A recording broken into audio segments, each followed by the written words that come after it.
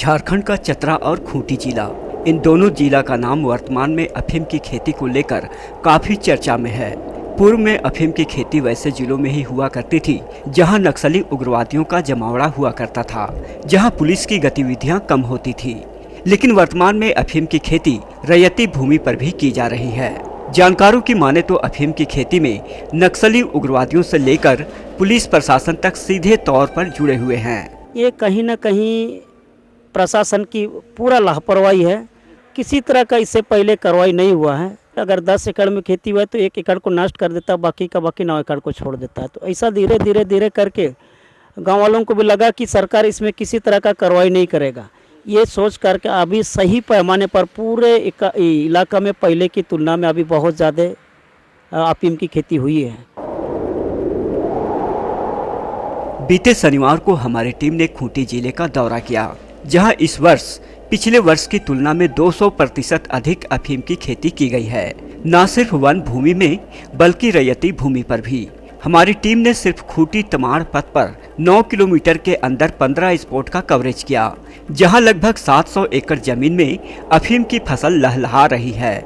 वहीं खूंटी सोयको पथ में स्थित रानी फॉल के समीप बाड़ी और जिवड़ी गांव में नदी के दोनों किनारों में लगभग 1000 एकड़ में अफीम की खेती हुई है। आपको जानकर आश्चर्य होगा कि दिन के उजाले में अफीम के फसल की निगरानी छोटे छोटे बच्चों द्वारा करवाई जा रही है। जैसे ही हमारी टीम खेतों के समीप पहुंची, बच्चे कैमरा देखकर ही भाग खड़े हुए।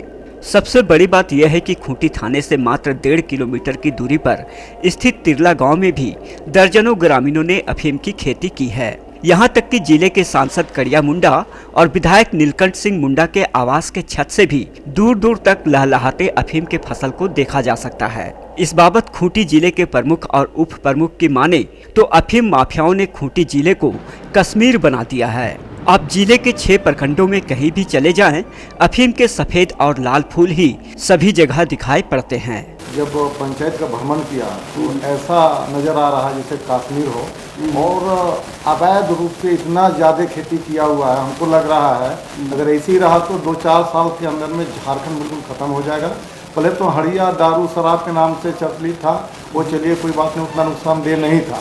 लेकिन इस खेती को करने के बाद अगर गलती से एक बार सेवन कर लिया तो जिंदगी उसका खत्म हो जाएगा। जैसा अभियान जितना जल्द उसको नष्ट किया जाए वैसा प्रगति नहीं आ रहा है, क्योंकि खेती इतना ज़्यादा हो गया है और अविलंब इसको जितना जल्द हो सके इसको नष्ट करना होगा। नहीं तो झारखंड हम ये